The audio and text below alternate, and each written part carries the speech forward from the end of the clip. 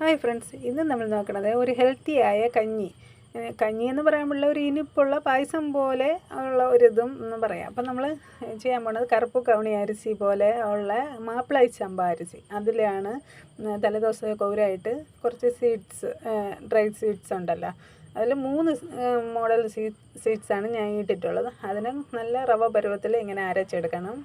തലേദിവസം അരയ്ക്കണമെങ്കിൽ രാവിലെ, തലേദിവസം കൗരിടണമെങ്കിൽ രാവിലെ അരയ്ക്കണം. രാവിലെ കൗരിയിട്ട് വൈകുന്നേരം അരച്ചാൽ, ഞാൻ ഇത് വൈകുന്നേരമാണ് അരയ്ക്കണം. അപ്പോൾ അതിന് അരച്ചതിന് തിളയ്ക്കാൻ വേഗം വെച്ചിട്ട് നമ്മൾ തേങ്ങ അരച്ച് അതിൽ കൂടെ വീത്തണം. വെന്തതിന് ശേഷമേ അതിൽ വീത്താവൂ. 5-10 മിനിറ്റിലൊക്കെ ഉള്ളത് അത് വെന്തോളും. അടുത്ത് ഏലക്ക കൂടെ ഇടണം. ഏലക്ക ഇട്ടിട്ട് തേങ്ങാപ്പാൽ വീത്തണേ. ഏലക്ക ഇടാതെ തേങ്ങാപ്പാൽ വീത്തി തിളച്ചിട്ട് നമുക്ക് അങ്ങനെ എടുത്ത് കഴിക്കാം. അതിൻ്റെ ഒരു മണം ഉണ്ടല്ലോ, ഈ കറുപ്പ് കവണി അരിസി, ഈ മാപ്പിള ചമ്പ അരിസിയുടെ ഒരു മണം ഉണ്ടല്ലോ, ഈർക്കയായ ഒരു മണം, അതൊരു മാതിരി ചിലർക്ക് ഇരിക്കും. അതുകൊണ്ട് ഞാൻ നാട്ടു ശർക്കര അല്പം ഇട്ട് ഇത്തിരി നെയ്യും തേങ്ങയൊക്കെ വറുത്ത് അതിൽ കൂടെ വീത്തയാണ്.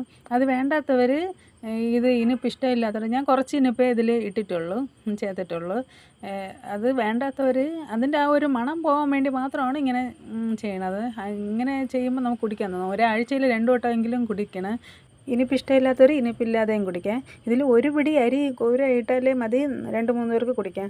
ഓക്കെ ഫ്രണ്ട്സ്, ഇത് ചെയ്ത് നോക്കിയിട്ട് നിങ്ങളുടെ അഭിപ്രായം കമൻറ്റ് പറയണം. ഓക്കെ.